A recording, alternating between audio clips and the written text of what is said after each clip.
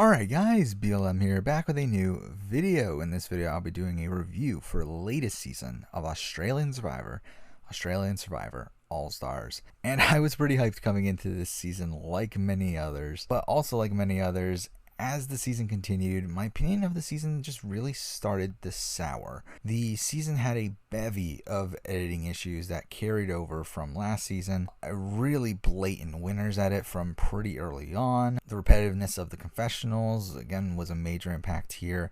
The bloated length of the episodes, the inclusion of non-elimination episodes, and on and on. Now, most of these issues are issues that I have with Australian Survivor as a whole, but they still remain on this season, and at points were even more exemplified than what they were in the past.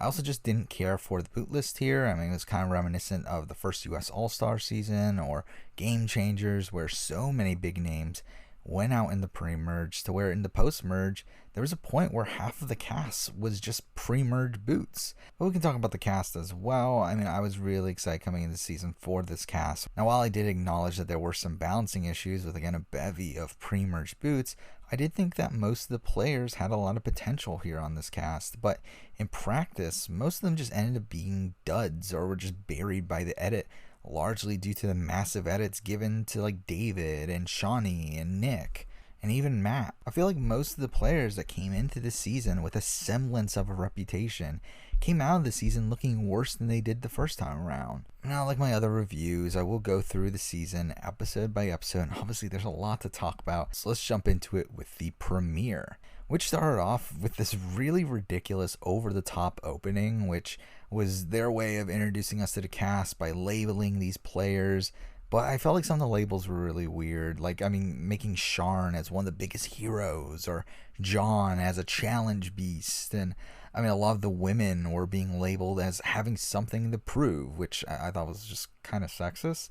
I mean, like, why are people like Brooke and Flick and Michelle and Shawnee, like, why are they in that category? I mean, all of them had deep runs and had pretty memorable moments of really strong gameplay. Like, I understand it for like Jackie and Moana and even Daisy, but for the others, it just didn't make sense to me. But then we get everyone meeting at the reward challenge, and there was this fun moment where everyone was seeing the rest of the cast and hugging each other, and then AK just runs up to JLP to hug him. We do get the start of the Lydia and Shane feud here, which becomes a pretty major storyline of this first episode. We do get the reward challenge, where idol clues were hidden behind the podiums where the fire was placed, giving the person the hero role, who more than likely will be a big player, in this case Henry and Matt. It gave them the opportunity to find an idol, and Henry finds the clue, and I loved his reaction to this. It was a lot of fun to see him just openly celebrate when like people could have seen him. But then he goes and tells Matt as they pass, and I thought this was pretty good gameplay from Henry. I mean, Henry has a lot of flaws on this season, but I do think this was something that built an intertribal relationship, and I thought that was pretty fun. But this idol does end up being one that's hidden at tribal and is only good for 3 tribals, which, I mean, to be honest, everything about this I love. I love short-term idols, as it incentivizes using it at earlier tribals, similar to what happened with like Kelly and IOI, or even Sandra in the latest season of Winners at War. And it did lead to both Henry and Matt thinking about throwing the challenge to get the idol. After that, we do get a lot of talk about shelter and fire, and I don't really care. But to be honest, that is something that I kind of felt underwhelming about this first episode here, is the fact that there was such a lack of focus on relationships. And really, I mean, this goes throughout the entire season as well. Unlike Winners at War, where we're getting a lot of focus on pre-game relationships and previous relationships from previous seasons, it feels like Australian Survivor just seemed to ignore all of that and tried to just like pretend like a lot of these people were meeting for the first time on this season. We get some general things like David having everybody want to work with him, which again made it pretty clear he was a top winner candidate at this point. The editing of this episode really narrowed down the winner candidates to only a handful of people. I mean, there were people like Sharn, who could have easily gotten a storyline with Shane, but was invisible instead. And people like Phoebe, Jackie, Daisy, and Moana were just invisible during this first episode. People like Flick, Lee, Zach, John, Abby, and even Lockie were given really limited screen time. The only people to get any content of substance here with a clear narrative moving forward were Henry and Matt, who both you could argue was circumstantial content because obviously they had the idol clue. Lydia, that largely had her storyline with Shane, and again, that was also kind of circumstantial. So beyond that, it really narrows it down the field to David, Tarzan, Harry, Brooke, and Nick. Even Shawnee, who does become a pretty big character moving forward, didn't even have that good of a premiere. We did get the immunity challenge. I did really like that the immunity idol was a sword, which is something that I loved from the Pearl Islands. So I like that they carry that over here. It was interesting to see Matt try to save Shane after the challenge, but obviously it was all for naught. Shane was going home. I think that was pretty obvious. They did really try to give Lydia a lot of credit for this move, for getting Harry to do her dirty work, which I just thought was weird because it was pretty clear that Shane was the obvious first boot from the get-go as a former winner and someone that isn't really strong in challenges. But we do get a lot of talk from Henry of him wanting to target Harry and thinking about using the idol to save Shane, but he obviously doesn't. And to be honest, even if he did, that would have been a terrible move anyway. But Shane goes home, and Shane had no chance here. I had her at the bottom of my power rankings for a reason. She was so blatantly going to be the first target here, and outside of finding an idol, I don't think there was a way for her to really survive this. We also didn't get the best tribe configuration for her, with Matt being on the other side, who I do think would have fought for her to stay, but she had a fun run while she was there. She fought her ass off looking for an idol, built a relationship with Henry, and tried to put the target on Harry. I do think she played the best that she could have in the situation that she was given, but it was just never going to work out. Now for episode 2, which was another solid episode, starting with the Shawnee segment, where Nick talked about how she's the funniest survivor ever. And again, this showed to me that Shawnee was going to have a deep run in the season. But again, her premiere was kind of lackluster, so I never really looked at her as too big of a winner candidate. We did also see the start of the Little Rascals alliance between Nick, Harry, and Shawnee. And that's literally it for the Green Tribe. Outside of challenges, they were pretty much invisible for the rest of the episode. So we get a lot of the Yellow Tribe of Akama in this episode, finally seeing their dynamics, where there's an old versus young dynamic here with Matt Rogers leading one side and Lockie and David leading the other. We once again get a lot of David content in this episode, where we get more of everyone having a crush on David, including Lockie. David getting credit for starting the fire, even though it looks like Lockie played an equal part in it. David then gets the credit for the boot later on in the episode as well. The reward challenge was a fun one, kind of similar to the challenge from Survivor China, where it was like a very physical 3-on-3 challenge. We have to wrestle people off of the platform. I did laugh at the really over-the-top editing here, where when Lydia climbs onto the platform, they play this really intimidating music in the background. And all of that just to have Daisy knock her out first. I thought that was funny. We also had a fun scene where Nick faced off against Matt and David, and no one was taking it seriously. We also have the Abby versus Phoebe round, where Abby was sitting and twerking in Phoebe's face. That was pretty funny. And it was a back and forth round. Again, a pretty fun round there, but only 2 people from the winning tribe got to go in the reward, and Phoebe and Lockie were picked. And this led to the traditional dilemma where Phoebe and Lockie do pick most of the selfish options, but I did like this reward as a part of the show. Though I do think that the reward that Phoebe and Lockie actually got of being able to go on the other tribe's reward was just kind of lackluster. The immunity challenge was mostly boring to me, but we did get a fun scene of Tarzan looking for an idol under the sit-out bench. But Moana sucked at the challenge and became the initial target because of it. And as I mentioned before, David gets the credit here for changing the target onto Jericho, as he's obviously a threat and less likely to have an idol played on him. But Jericho also tries to flip the vote and target Daisy, so Jericho comes into tribal thinking that he's safe, but he obviously gets blindsided instead. But Jericho's someone that, like Shane, I thought had no shot of winning the game coming into this. Again, he is a previous winner. I thought he would have a massive target, but I was actually impressed with his gameplay here. He was only here for 2 episodes, but through that, he was able to have a strong alliance of 5, which I didn't expect he was going to be able to do. And it seemed like he was the decision maker of that group over someone like a Matt Rogers. But he still didn't have the numbers, and while he was a well-liked member of the tribe, he was never going to be able to get that target off his back. Now for episode 3, which was the best episode so far, and possibly of the season.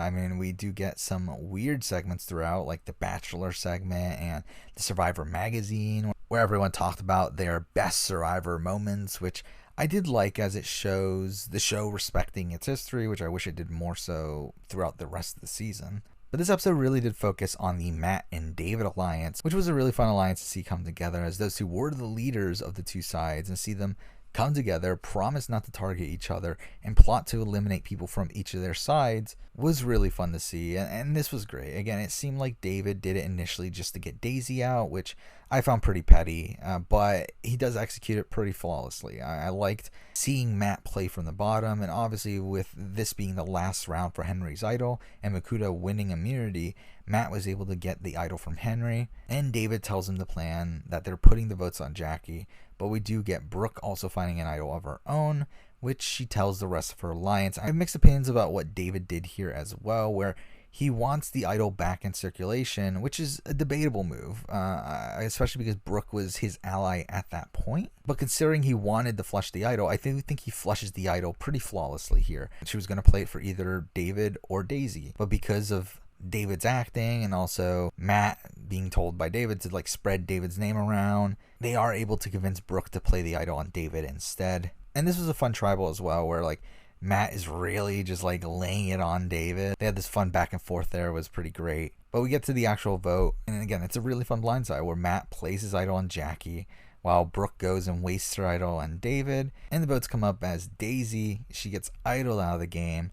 And I will say, while this was great, this is probably the best moment of the entire season, at least best vote out of the entire season. I do think they pretty well telegraphed the Daisy boot here, and that did lessen the impact of the actual vote, but again, it's still fantastic. It's still great TV. It was a fantastic moment for the show. Let's talk about Daisy. She was more of the same. I mean, she played the exact same way she did last time. It's just that she didn't have a Sean there that would endlessly defend her. And with David having a vendetta against her from last season, I mean, she's probably never going to do well here either. Though I will say, I did feel bad for her when she was voted out, just due to the sheer level of how much she was outplayed by David and Matt, and how she had no clue what was going on. But now for episode 4, which for me is already where the season starts to slow down a bit. We get some weird character moments here, like Jackie's bodybuilding and Lockie searching for the mole from last tribal, but we spent a lot of this episode setting up the Henry blindside, with Nick turning against him, and this kind of made the next episode kind of predictable. But we do get the reward challenge, which has some fun moments, like Henry getting outed for giving Matt the idol, and some really weird matchups, like Jackie versus Zach, and Lydia versus AK.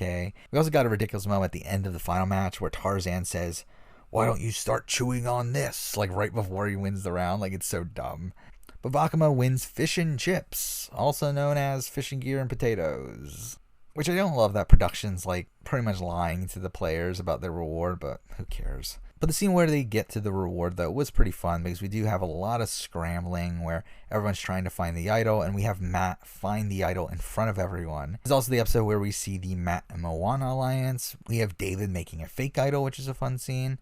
But then we get to the immunity challenge where Michelle sucked at it and becomes targeted because of that. And I thought it was really obvious that she was going home here. But we also get Henry playing way too hard, trying to save Michelle.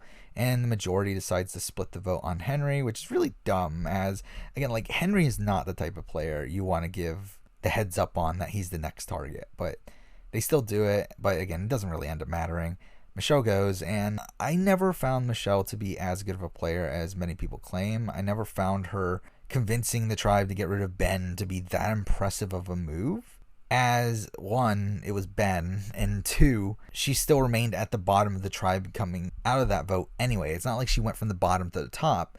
I never found that move to be that impressive, but here, I didn't think she had much of a chance, especially with the addition of even more physical challenges. So again, I feel like she was another one that was just kind of destined not to do well on this season. Now for episode 5, which again I found pretty underwhelming, as it was just a Henry boot, and that was pretty well telegraphed. And while there was some fun moments within this, the results of this episode made it pretty slow. In this episode, John did get his first confessional, meaning that Flick, of all people, is the last person to get one, which is pretty shocking considering she was one of the most promoted players in the preseason. I thought Lockie had some fun moments here with him just staring at Matt's idol.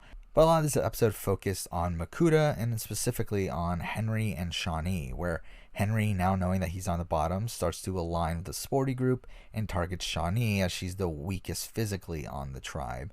And this leads to the reward challenge where Henry wins it for the tribe. And I did find it funny how immediately after this, Henry goes back to normal, back to his normal cocky self. And that's something I really don't get about Henry. Like, why is he so excitable and so like easily overconfident? Shawnee finds an idol clue and leads to her finding the idol under the well, which is a great moment. I didn't love how her playing the idol made it so obvious that Henry was going home here, though. When it would have been really interesting if they did end up going to a tie like it would have been, though I do suspect that Henry would have gone home anyway. But Henry did go out with a bang by creating a fake idol and pretending to find it during Tribal, but again, that plan was just never going to work. Well, let's talk about Henry. I mean, I love Henry. I mean, he was my winner pick on Season 2, and he is a player that I think has so much potential, but he's his own worst enemy. I mean, he just can't stop playing. I mean, he plays like always has to be in control, and he always has to be making this massive move. But every single time he does these things, like, it puts him in danger. I mean, if he had just calmed down, he should have been easily able to make it to the merge with his physical strength. And with the connections that he had, he should have been poised to do pretty well. But he just had too many scatterbrained schemes and executed them thinking that they were going to work, when in reality, only a few of them ever actually do. He is a great character and a big player, and someone that I wouldn't be opposed to seeing a third appearance from. Now for episode 6, which was probably my least favorite episode so far. I mean, it was a non-elimination episode, and it felt like it had less fun moments than the previous episode. We do get more of the David Winner edit, where he gets the time once again to describe his position on the tribe.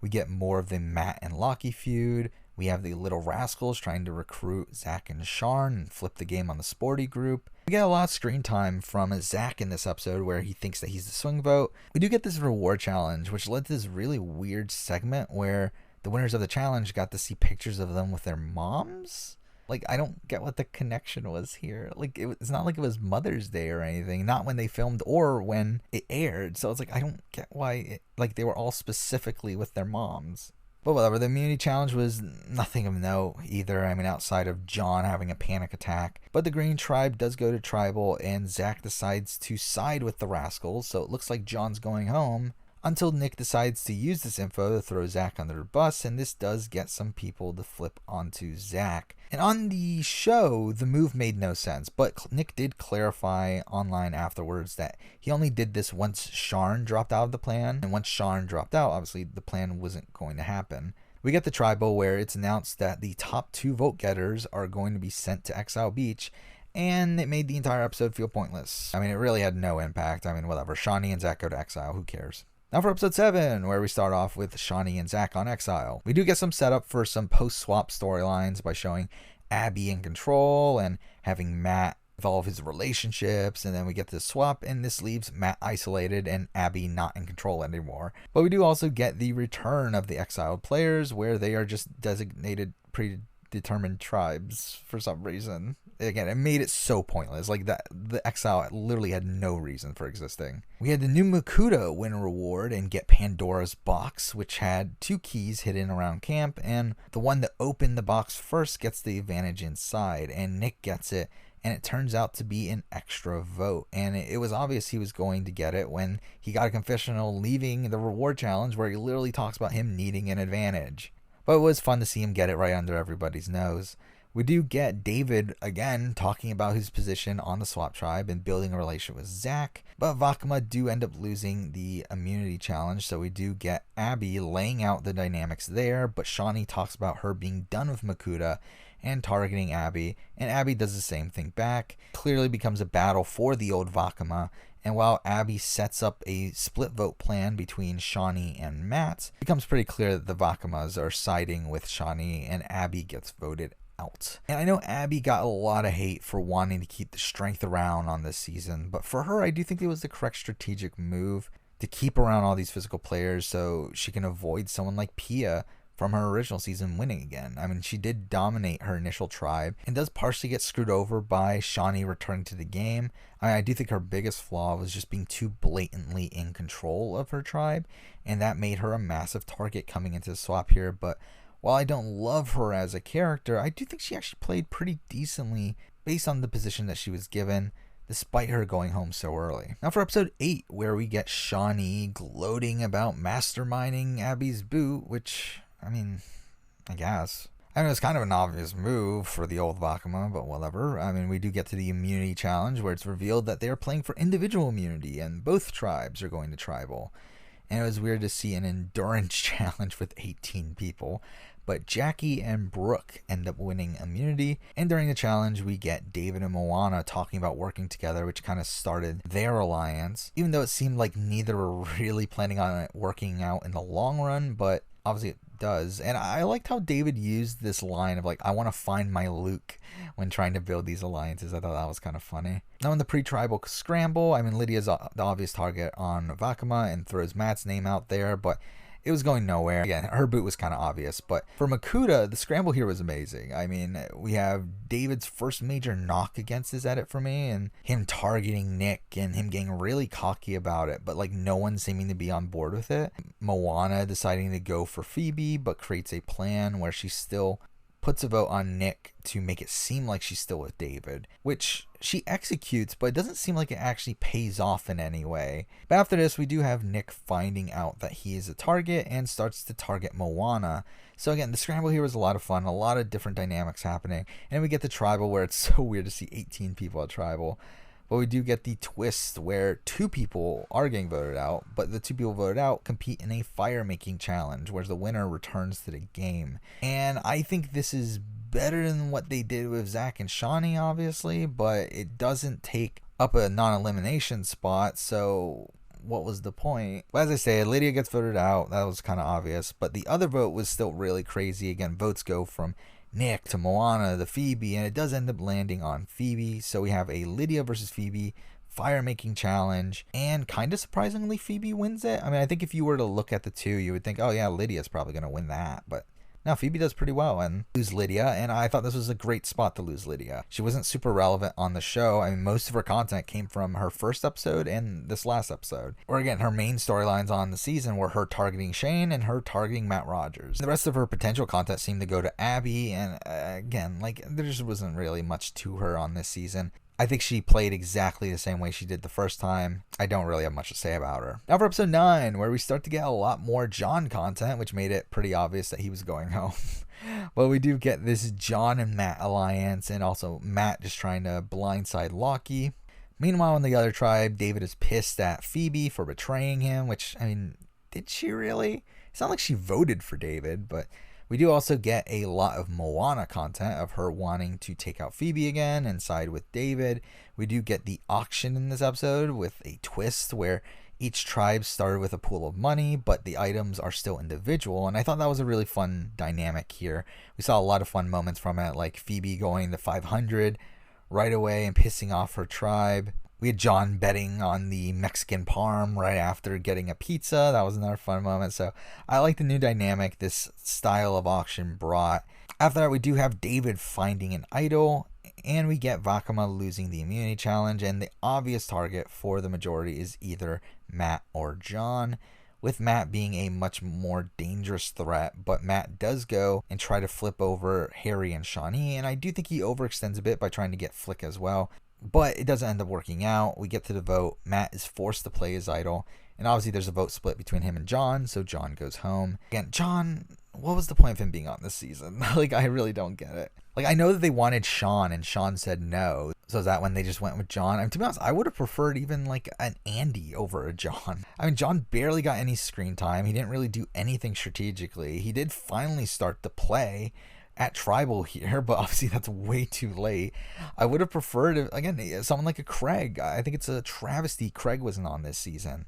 I would love to see him over John, but I guess it wasn't in the cards. Now for episode 10, which was a dull episode to me. Again, it was pretty clear from the beginning of the episode that Matt Rogers was going home. We got more of the storylines that we've already focused on in previous episodes with little progression. We had a boring swimming reward challenge, but the reward itself was pretty fun. We had the Survivor Cake Shop where it was the typical one person at a time reward, and this provides some pretty great moments in the previous 2 seasons with Benji and David, but I did find this one to be not as fun. I mean, David and Nick did create a bit of a mess, but Phoebe was the one to come out of it with the idol clue. And after that, we do get the immunity challenge with Vakama going to tribal And Matt is screwed. I mean, Flick did get her first confessional of the season, so that's something. I did find it risky, though, that Harry actively enacted a split vote plan on himself. Like, that was kind of weird, but obviously it tried to gain loyalty with his group, which could have backfired if Matt had an idol or if Flick decided to flip on them, but again, it didn't really end up mattering. Matt Rogers goes home. I love Matt Rogers. I loved him on his original season. I know a lot of people were very sour on him by the end of it, but I thought he was a great player. I thought his downfall was incredible to watch. And here, I think he really showed how strong of a player he is. I mean, with him, again, building a really tight group, but this time being on the bottom, and he played pretty well despite being on the bottom. I mean, he was building a really good bond with David and pulled off that Daisy move. He did get swap screwed where literally every single possible ally of his went on the other tribe. He did the best he could with what he was given, but he's just too big of a player to be keeping around. I feel like his story with David had so much potential. I would have loved to see play out, but again, it wasn't in the cards. I would be up for a Matt Rogers 3.0. I mean, to be honest, I think if anyone from this season needs a third chance in the game, I think Matt's probably that person. Now for episode 11, which was pretty solid. I mean, we did get some content from Sharn where she finally talks about her alliances, and we do later on in the episode see her building an alliance with David and Mo, which obviously lasts till the end of the game. But a lot of the episode focused on David again and how he wanted to blindside Phoebe and how he gets Phoebe to give him the clue to the idol, which he ends up finding the idol for himself and now has 2 idols. We also see Moana bonding with Zach, solidifying her grasp on the majority here. We do get a pretty crazy scramble before the vote with Phoebe and Nick getting together. The votes to take out Moana while also using Nick's extra vote. But in reality, they didn't have David on their side like they thought, and he was really the deciding factor in this vote, where it comes down to a tie after the use of Nick's extra vote. And on the revote, Phoebe does go home as Sharn ends up flipping. Though we did get some drama here from David pulling out one of his idols and wearing it around his neck for no real reason. I don't understand why this was necessary. It really just seemed like he did it to embarrass Phoebe, but there were some fun reactions from this and also the use of the extra vote. So at least there's that. But let's talk about Phoebe, who coming into the season was obviously one of the biggest players, but on the season itself, she was just okay. I mean, she didn't have the amazing run she did on season 1. She didn't find any idols. She didn't pull off any big moves. She was really the recipient of a lot of big moves in the season, from the Daisy blindside to her own first blindside at that double tribal. Phoebe just seemed to not be at the same level of gameplay she was last time, though she almost did pull through here, so that is something. Now for episode 12, which started off with David really gloating about taking out Phoebe, and Sharn being in trouble for her voting with Nick at the last tribal, which causes some distrust between her and David, but it doesn't seem to matter as Nick is still the target. On Vakama, we get a lot of focus on Flick and Brooke's relationship again, which hasn't come up in a while, and it makes it pretty apparent that one of the two are going home, and that person most likely being Flick, as Brooke got a lot of content about her wanting to get out Flick before Flick gets her out. But this leads to a Harry segment where Harry is looking for an idol, but instead he finds the power to stop one tribal, which I think is an interesting idea for Australian Survivor, as they do need non-elimination episodes, and this is an interesting way to leave that in the hands of the players. But obviously it doesn't end up working out here. We do get Makuta winning immunity, and it looks like Flick is the obvious boot here, though. We do have some Harry misdirection, but it was great to see Harry about to go use the idol, and then AK gets up to convince him not to. But Flick goes, and I feel bad for Flick on this season, where despite her getting the most confessionals in season 1, she got almost no content on this season until this final episode here, and most of that content still revolved around her relationship with Brooke. It didn't look like she had much room to maneuver, and maybe things would have played out differently if she did team up with Matt Rogers earlier on and blindside Brooke or Lockie, but again, that means you have to put your trust in Matt Rogers and Harry, which that's not a great situation either, so really I don't think she had much chance based on the tribe dynamics here. Now for episode 13, which was a slower episode to me, as again I thought it was pretty apparent Nick was going home based around how much content he got, talking about how much trouble he's in, kind of similar to the Matt Rogers boot episode.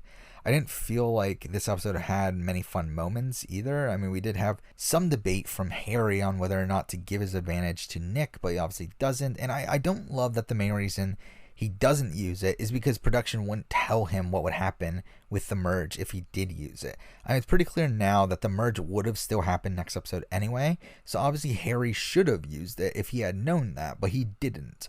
So I do think that really sucks, and because that, Harry comes into the merge in a very bad position, though to be honest, he probably would have still been down in numbers even if Nick survived, as they would have been down 7-6. The reward challenge did have Brooke and Shawnee going on reward of Makuta, but they got no info from it. The immunity challenge was interesting, where we saw the old Zach return, where he gets pissed off at Jackie for messing up the challenge. We do get more strong content for David, where he gets so much credit for the Nick boot, though I will say I didn't like his overuse of the word blindside here, as again, Nick knew he was going home. Everyone knew Nick was going home. So yeah, Nick goes home. And Nick's obviously great TV. I mean, he's a great narrator. He understands the game, but here, like many others, after the swap, he just ran out of runway. I mean, there was just no way he was getting majority to side with him on this vote. I mean, it sucks to see Nick get voted out one round before the merge, where he could have reconnected with his old alliance. And to be honest, again, they probably would have been down in numbers anyway, but he definitely would have had more of a shot if he did make it to the merge. But then again, it was the correct move for most of the tribe members on this tribe to make, to vote him out and keep a solidified group coming into the merge, so you can't really blame them for that. Now for episode 14, where we finally get the merge. And if I'm being honest, I found this episode really boring. I mean, we get so much content in this episode from David. Again, him creating this plan for the Makuta 7, where he was to go undercover and pretend like he was willing to flip and get in the good graces of the old Vakama. We also get a lot of useless content in this episode, with a really pointless reward challenge, where the winner gets an advantage in the immunity challenge that ended up being really minuscule. But I did find it funny to see Lee's face drop when he learned what the advantage was. We had this really weird scene where like Shawnee and Brooke were trying to get Zach to flip by talking to him about like his passion for birds. Like, that was just weird. And speaking of Shawnee, we get a lot of content from her here, talking about her social game, as she does almost every episode, and she does end up winning immunity. Moana gets some credit here for targeting Lockie, and I just found it so clear that Lockie was going to be the boot. There was no suspense here. They didn't even really set up a realistic secondary option. Though I do find it interesting that he was the first jury member, as there were 12 people in the game here. So with the presumed final 2, that means a 10-person jury, which means, is there going to be a juror removal, or is there going to be a final 3? Who knows? I mean, obviously the plans get messed up due to Lee's situation anyway, but it is interesting to think about what they would have done. But for Lockie, I really liked him on his first season. I mean, he was an underdog for a lot of that post-merge, and he played pretty much the exact same game here, except that he was on the top for most of the game. But unlike last time, where he had other alpha guys around him, and Henry and Luke, to be threats alongside him, he didn't really have that here. I mean, he was the clear alpha dog coming into this merge, and was just such an obvious boot here. I did think he had some fun character moments in this season, especially with his relationship with Matt Rogers. And I might as well mention it here that it's really, really, really weird that he's going to be the Bachelor. Now for episode 15, which to me was another very, very predictable episode. With very early on, we get Harry talking about how he's ready to play, and we get David targeting Harry, so it was obvious Harry was going home. I did find it weird that David was talking about this record that he gets for like taking out Harry, where if he gets to the end of the game, he has the most consecutive days played, which is just, what? Like, it's such a random, minuscule stat that could only have been done by a season 4 player. Like, it's really weird. It's like, why is that a thing? But Harry doesn't go home without a fight here. He does decide to target Jackie and tries to get Lee and Zach on board. But when you're depending on Lee to flip on his alliance as a major part of your plan, again, it's pretty clear it's not going to work. I did find it funny how they were talking about this big move, blindsiding Jackie. It would make Lee and Zach Survivor superstars. Yeah, you know, that massive move, that massive player, that massive threat, Jackie. You need to get her out. But we did get to the immunity challenge close to nighttime. So for me, it was pretty clear that they were doing the same twist that they did last season, where they would have no scramble at camp and they would go straight to tribal. I did also find it convenient how this immunity challenge ended up being the final immunity challenge from last season, essentially being the nail in the coffin for Harry both times now. And again, I got no suspense from the scrambling. I thought it was pretty clear that Harry was going home. And I like Harry. I mean, he's a big player, big character. I don't feel like this run was nearly as memorable as his last season. I mean, I think last season he had so many big moments, while here it just seemed like he had a decent underdog run, never really being in control of really anything outside of maybe that first vote.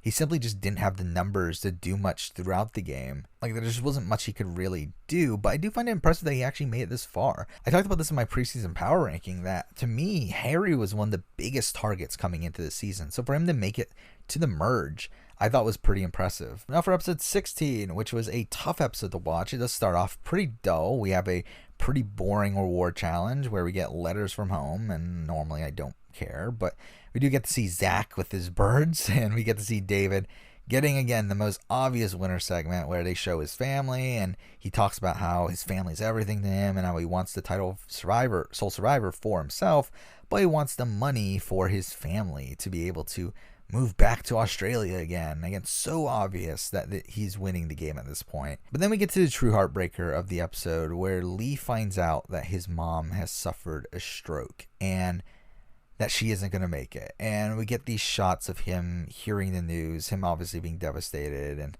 Tarzan finding him in the woods and consoling him. And again, it was just so tough to watch. And I will admit, I actually cried during this scene. It doesn't happen often within any form of media for me. I did find this pretty emotional, obviously. It sucks that Lee didn't get to talk to his mom before she did eventually pass. It sucks that he had to leave the game, as he was in a pretty good spot. But let's just talk about Lee here. I thought he was actually fun on All Stars. He had some fun moments. He wasn't the most dynamic player in the world, but he did show that he was willing to be a little bit more devious than he was the first time. I think we probably would have seen more of that if he did not leave the game, but obviously he had to leave. There's no real choice there. And to be honest, I don't think he would have won the season even if he didn't, but it does suck that we didn't get to see it play out.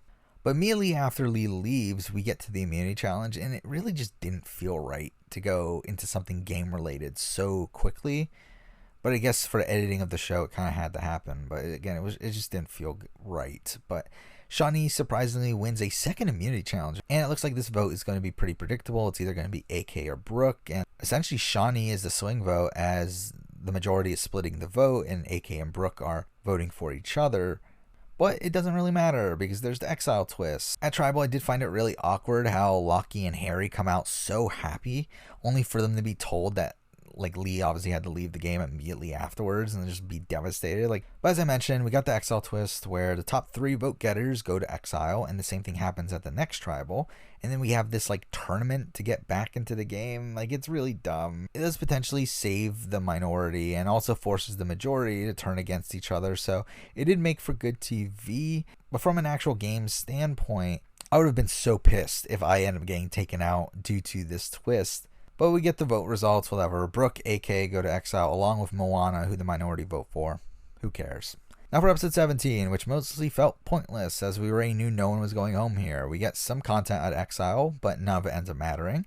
At camp, we get more of Shawnee talking about her social game, as she does all season, and we get David talking about how his social game's better. We do follow this up with David trying to convince Zach to volunteer for exile, which he does eventually do, which again, very terrible strategic move. But after this, we get a boring reward challenge, as again, it doesn't matter who wins, but Sharn wins, whatever. She does get some content about how much power this gives her, but at camp, everyone knows that Shawnee is an easy option, and with Zach volunteering, it really comes down to who the third person is going to be. And David throws out Jackie, and we do get this great conversation between Sharn and David, where David is talking about how he can't go to exile because he's sick, and he starts coughing every 2 seconds, which was just pretty funny. And this continued at Tribal as well, where he just coughs randomly in the middle of Tribal. But Jackie's obviously not happy that they want her to go to exile, so her and Sharn talk about targeting David, but Tarzan eventually spills the beans, and we get some really great confessionals from David about him targeting Sean, even though again it doesn't really amount to anything. But at Tribal, we get the full explanation of the rules for the challenges, and there are going to be 2 challenges in the next episode. The winners return to the game. The losers are the only ones available to be voted out at the next Tribal. So essentially, we spent 3 hours just to get a normal vote out. Well, we get the vote reveal. Who cares? Jackie and Shawnee go to exile. There's a tie between David and Zach. Revote. Zach goes to exile. it's as predicted. Now for episode 18, which obviously revolved around the Exile Challenge twist, which essentially became an extremely convoluted immunity challenge. But we start off with the arrival of the new Exile players, and Zach being so happy he's on Exile, with him being so proud to have gone Exile twice, which made it so clear Zach was 1,000,000,000% going home here. We do finally get some Jackie content where she wants to go after David and Zach, and Shawnee tries to convince her to flip to their side and does so successfully. We get to the first challenge, which is a mix of like jailbreak and fire making, and the first two to finish get back into the game. Moana easily wins, and she does get a lot of positive content throughout this episode. And for the second person to win the challenge, it comes down to Brooke and Zach ends up losing out by seconds. And then we get to the second challenge, which is an endurance challenge, which quickly comes down to Zach and Jackie. And Zach acts so cocky during this challenge just to lose. Jackie wins, and again, it's so clear Zach is going home. I love how JLP says that the XL players can come back to camp to state their case of why they should return to the game. So you mean we're just going to play this like a normal round, just only 3 people can be voted for? Cool. So it's between AK, Shawnee, and Zach, and come on. I mean, Zach's going home. I mean, the Alliance decides to split the vote on AK and Shawnee, and instantly Jackie flips on them and reveals to Moana that she's going to flip, who Moana seems to actually like this plan, but decides to vote with the majority to keep David on her side. We do get the tribal, and Zach, again, goes home in a 4-3-2 vote, which was a pretty fun downfall to watch, I will admit that. We do end the episode with like Moana staying behind to tie her shoes at tribal so that she can like reveal to the jury that she was in on it, which to be honest, I'm surprised that more people haven't done this. I mean, I guess it is technically against the rules to communicate with the jury, but I'm sure they would let it go. But obviously the boot was Zach. Zach was one of the more questionable choices for All Stars here. I mean, he had a bit of a redemption arc, I guess, with him talking about him saving birds. That seemed to make him a bit more likable, and he did seem to be a bit more of a social player, but he still had his outbursts at points, especially with Jackie, and that does end up costing him the game. He didn't seem to have much of a strategic game. I mean, he seemed to just be following other people's leads, and he was on the outs during the beginning of the game. So while this was an improvement over his first run, it's still not good. Though he does get screwed over by a twist, as if it wasn't for that twist, he does probably make it to the final 8, and who knows where it goes from there. Now for episode 19, which was a fun episode, we started off with Jackie being so proud of blindsiding Zach, and I found this so apparent that she was going home. And we also get her fully flipping, seeming to side with the Vakama 3. And I do like how Mo talked about her position in this episode, where she mentioned that David can't make a move without her, as their alliance is built in a way where all of David's allies were also initially Mo's allies. She is like kind of the foundation of that group. We then get a reward challenge for Spa Night, and David wins and takes Sharn, Moana, and Tarzan. And we do get this segment from like Jackie and the Vakama 3 saying like, oh my god, such a dumb move to not take Jackie. It really isolates Jackie. And even Sharn says that in the confessional as well. But we get to the immunity challenge, and David wins anyway. So again, the minority targeting David didn't really end up mattering. But we get a fun post-challenge scramble where David tries to get Jackie to vote for Shawnee so they can get the vote to be a 4-3-1 vote, with Jackie going home due to herself voting out of line. And Jackie and the Vakama 3 do target Mo, and we do get talk about them going to rocks, with AK trying to flip Sharn to avoid rocks. But then we get to tribal. We again get talk about Jackie flipping and talk about rock draw, and we get to the vote, and it's tied. But not before David plays his idol for Tarzan, which I've seen people say that he wasted an idol. I think these people simply do not understand the game of Survivor. I mean, I think this is a fantastic move. It does a few things. One, it saves his wingman in Tarzan, someone that's a really loyal number to him. And either way, if the votes go on him or not, betters his odds in a rock draw. Mo and Jackie become safe due to tiebreaker rules. He played the idol on Tarzan, so Tarzan's safe. So essentially, it's a 75% chance that his group wins the rock draw. And even then, since they put their votes on Jackie, it's even more likely that the Vakama 3 decide to vote out Jackie over going to rocks, which is what does end up happening. Again, like, I don't see a single scenario where this is a bad move for David to play his idol on Tarzan. But the segment was pretty fun. The liberation where Vakama initially just outright said they're not budging, and we have Sharn freaking out, trying to get the Vakama 3 to flip on Jackie by saying she'll join them in the next vote, and AK eventually gives in, and Jackie goes home unanimously, obviously. Again, a really exciting tribal. It would have been a lot more fun if they did go to rocks, though again, it didn't really make sense for really anyone at this point to be going to rocks here. I do think the Vakama 3 made the correct strategic move for their own games, even though it doesn't end up working out for them. Let's talk about Jackie. Jackie was a non-factor for most of the season. I mean, I had high hopes for her coming into the season after she got kind of screwed over in season 2, but I realized she just simply isn't a good player. She's a player that seems to be good within a small group,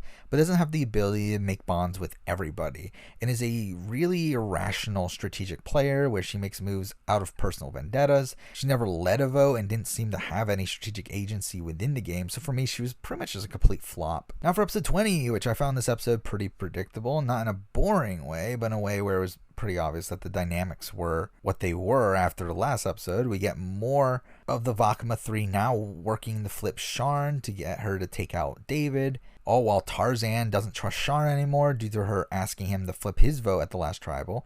We get a David and Sharn conversation where again David talks about Sharn having targeted him in the past. We get to the immunity challenge, which Brooke wins, and it looks like the plan to blindside David is in full effect. But back at camp, we have David deciding to show his idol to his alliance and using it to scare Sharn into voting with him. And we do get this confessional of Sharn talking about how she knows it's a bluff and how she can blindside David right now.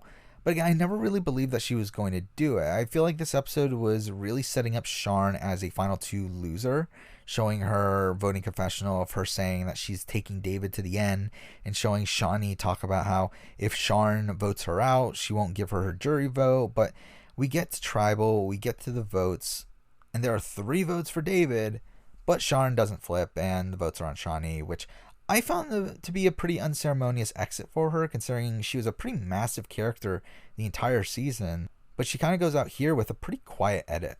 But I love Shawnee. I mean, I loved her on her first season. I think she was just as fun on this season, if not better. I think she was a better player on this season, even though she does get voted out in the pre-merge and does get saved by an idol. I think she showed that she was more willing to weaponize her social game than she was the first time around. I was obviously just more impressed with her ability in the game on this season. Now for episode 21, which was a pretty straightforward episode. I mean, yeah, we got some interesting dynamics within the majority, but that didn't end up changing the result.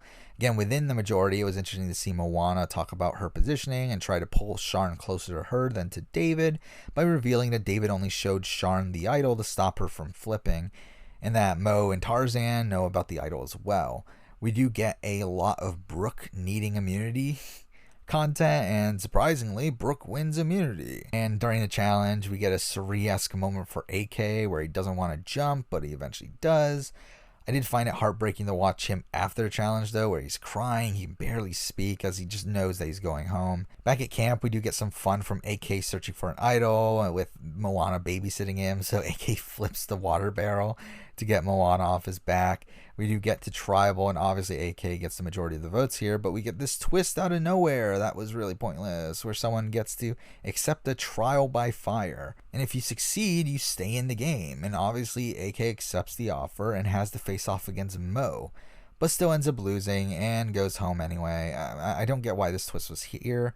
I know people were saying that production were very clearly trying to save AK. That's not the case at all, I don't feel like. If I were to guess, I would say that this twist was more so made to save like the bigger players in the game. Players that typically don't make it to the end of the game because they start to be massive targets in the end game.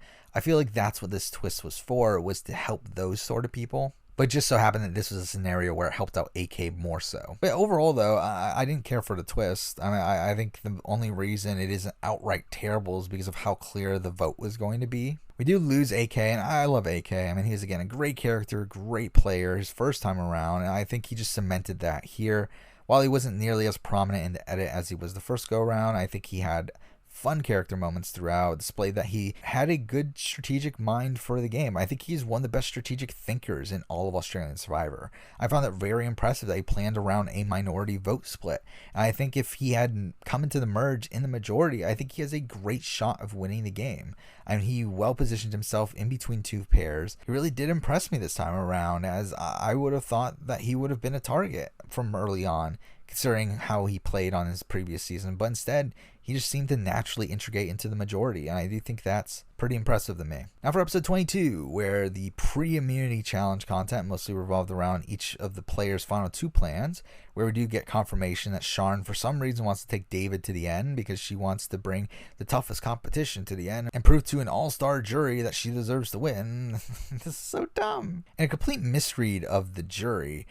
Tarzan talks about wanting to go to the end with David, and David seems to reciprocate that. And they have this really nice moment where Tarzan gets really emotional when talking about how excited he is to get to the end with David. Which again, questionable strategic move, but this is Tarzan, so what do you expect? And we get to see Brooke's plans of her making a final 2 with Mo, and Mo seemingly actually considering it, but we get to the immunity challenge. It's pretty clear from the editing that Brooke was going to win, and she does. So we get back to camp where Mo and Sharn quickly turn on Tarzan, wanting to keep these strong people around to take out Brooke in the next immunity challenge. But David has his idol and considers playing it on Tarzan to save him, but also Sharn and Mo rope in Brooke to put her vote on David, so if David does play the idol on Tarzan, this could have backfired on David, but to be honest, that only works if David doesn't vote with Tarzan. Because in the scenario they were talking about, it would have been a 2-1 to 0 vote if he did play the idol, where whoever David and Tarzan voted for goes home, but whatever, who cares? David does play the idol on himself instead, and they eventually do take out Tarzan. And Tarzan was more of the same from his first time. I mean, he's a likable guy. He's an honorable guy. Not much of a player. I mean, he didn't really do anything in the game this season. He mostly just followed around whoever was the leader of his alliance, whether that be Matt, Mo, or David. And outside of his relationship with David, I didn't get any semblance of enjoyment from watching him on this season. Now, while I wasn't as upset as many others that he was on this cast to begin with, I can't deny the fact that he was a pretty big dud by the end of it. Now for episode 3, the penultimate episode, which was really straightforward. Brooke was going home. It was pretty obvious, even without watching the episode, that David was going to win immunity, and Brooke was pretty clearly going to go home. And that's what happens. We do get a good chunk of filler in this episode of scenes that get really dragged out. We do see more of David's family and him talking about how he needs to win for his wife and kids, and the immunity challenge is pretty much just a blowout for David. We do get back from the challenge. Brooke tries to flip Mo and get her to take out Sharn. It was never really going to happen in my eyes. I mean, at Tribal, we do have Brooke fighting to save herself, but again, it doesn't happen. Brooke goes home unanimously. But yeah, I mean, Brooke was my winner pick, and coming into this season, I think she lived up to my expectations of her. I mean, she was into power position along with Lockie during most of the pre-merge. She proved to be really great in challenges, winning 5 immunity challenges, tying the record, and I think has a good mind for the game. I mean, though I don't think she really showed that on this season, considering she was in the minority for most of the post-merge, and the other players in her alliance, and like AK or Shawnee, would get the strategic credit for a lot of the alliance's moves. I do still look at Brooke as a great player of the game, and still to this day, one of the players I have the most confidence in coming into any random season. Now moving on to the finale, which, like every other Australian Survivor season, it starts off pretty slow. I mean, for me, it's just like a lot of the stuff I just don't care about. It starts off recapping the Final Three's games for like a good 10 minutes of the episode. But then we get a family visit, and I mean, I've said this before about family visits on Survivor. I really don't care, and especially at the Final Three. Because at least on Survivor US, like with a family visit, there's usually some fun character moments coming out of it.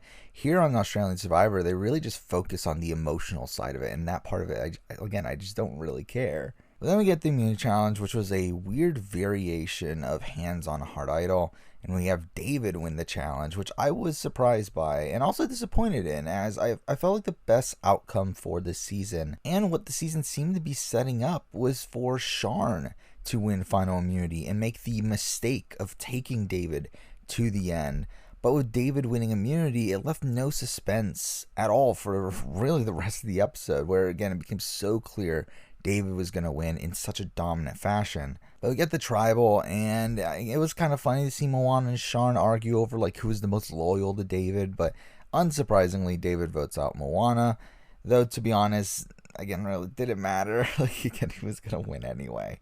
Let's talk about Moana, and she lived up to my expectations of her coming into this season. I talked about her in my preseason power ranking about how I thought she was someone that had a lot of potential from a strategic point of view, and we saw that from her putting together the Russell Hantz blindside in her first season.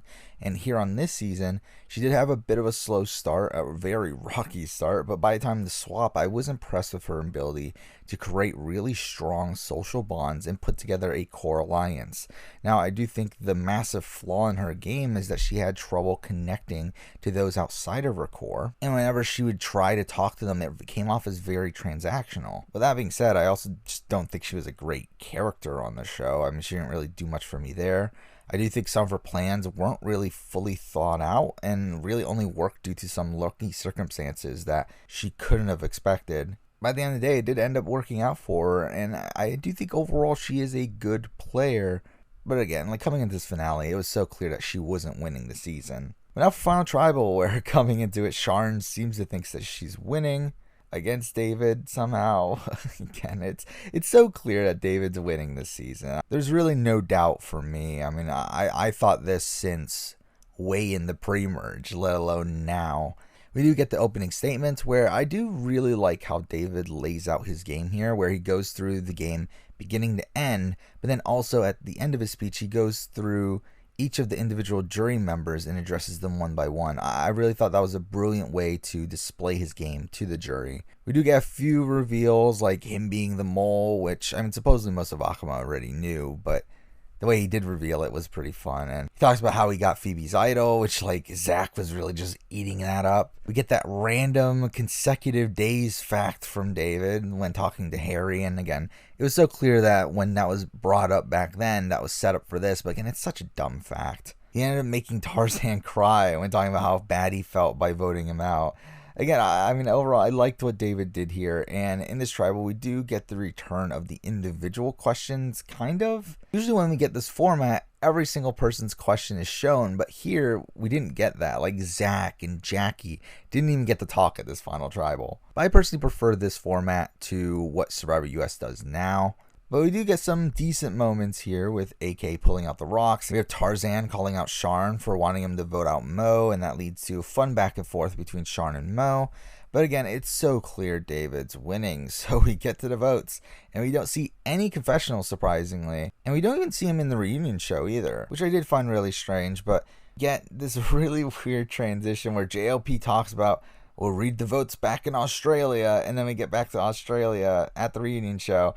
And all of a sudden, Osher, the Bachelor Australia host, just shows up. And obviously, this is all due to the current circumstances, and it had to be done. JLP couldn't make it to Australia. He had to stay in LA. And based on the context, I do think Osher was a decent replacement for JLP here. But it is just a very jarring transition. And we get the vote reveal over satellite because JLP's still in LA, and it's really weird. This entire thing is just so weird because we also have a good chunk of people not at the reunion show. Mo, Matt Rogers, Shane, Jericho, AK. There were a couple others not at the reunion show at all. Sharn wasn't even there in studio. It was just so awkward. It was so weird. But again, I understand that they had to do it this way. It was forced upon them, but it is still a weird thing to watch. We literally have the vote reveal of one guy in studio, David, and then Sharn on a television screen right next to him. And then them getting the votes from another television screen that's in front of them. It's so awkward. It's such a weird way to end this season, but whatever. JLP reveals the votes. 1 vote Sharn, 8 votes for David. Unsurprisingly, David wins this season. So let's talk about the final 2, starting off with Sharn, and what is there to say? Played twice, she's gotten second twice, and I don't know, it's not like Sharn's an incapable player. She almost won her first season. If she takes Brian to the end, she wins that season. If she had a better jury performance against Shane, she wins that season. And I feel like on this season, she played almost in the exact same way. It was as if she didn't learn anything, but also had just stronger competition around her at the end game. She was equally as impressive at bonding with multiple types of groups. She could have sided with the Little Rascals, could have sided with the Sporty group. She built alliances with Lee and Nick. She had an alliance with Moana and Dave at the swap. I mean, she knows how to maneuver the game. But she has a massive fault in her jury management, and she's just unable to read the jury correctly. Like, I don't know if she wins against Moana or not, but I do think she burned a lot of relationships on the jury from people like Tarzan, Jackie, and the Vakama 3. And her actively wanting to go to the end against David is just asinine, especially when everyone is talking about how David is the best player ever within the season. I mean, it makes no sense. Though, again, I do find it impressive that she was able to get to the end again. Again, it's not like she's fundamentally a GOAT. It's not like she's like a Lil Morris or anything. Like, she is a very strong, savvy player. I just think she has a fatal flaw that cost her both of these seasons. Though I do feel like on this season, she was much further away from winning than she was last time. And let's talk about the winner, David. I mean, David obviously played a very dominant game this season. I mean, he had his faults. He definitely had his faults, especially during the early swap, and then the Zach vote wasn't great, but from the merge on, I mean, he steamrolled, and it was amazing how, despite people talking about how big of a threat he wasn't being targeted directly. I mean, they would snipe out his enemies like Tarzan and like Zach, but it's like they wouldn't go for him directly. Mind you, they did know that he had at least one idol, but they never actually tried to flush it. Should have been massive target coming into this season, but it just seemed like no one cared. I mean, they just saw him watch Champions vs. Contenders 2, yet everyone just wanted to align with him. So that is pretty impressive to me. And pulls off one of the biggest moves in the history of the show, where he teams up with Matt Rogers and blindsides Daisy. He was also a fantastic character, just like last time, though I do think this time he was overexposed. I mean, the entire season, he was just given mostly positive, complex content that made it so clear that he was winning from so early on, which is the same problem I had with watching Pia's win last season. He's a great character, a great player, and seeing him win is a very satisfying end to this season, but it's still a very predictable ending. So overall, I did find this season to be really disappointing. I mean, there was so much hype around this season, and we had a really great first week that ended with one of the best tribals in the history of Survivor, where Daisy gets booted. But I found so much of this season to be rather slow afterwards and lacking of suspense due to the editing, which the editing this season is just abhorrent the entire way through. And mixing that in with the issues I already have with Australian Survivor, also adding in the disappointing boot list, that didn't make things any better. I think the main word that comes to my mind when I think of this season is underwhelming. I mean, it had some great returning players, but outside of David and possibly Brooke, none of them bettered their legacies. We had so many people with really quiet edits making it far into the season, and the season gave us a good chunk of predictable rounds. So while there is some appeal to this season, seeing these like big players come back and play again, this was almost the worst case scenario for a season like this. The only thing that doesn't make it the worst case scenario is that someone like David wins it. So I won't go too in depth on where this season ranks and where David ranks as a winner, as I do plan on doing an Australian Survivor season and winner rankings in the future, along with making a general international Survivor rankings and possibly even a worldwide Survivor rankings at some point down the line. I'll also be doing a player ranking pretty soon, so stay tuned for that. And obviously when Season 6 comes out, whenever that is, I'll be doing videos on that. But for now, that's it for Australian Survivor All-Stars. Thank you for watching.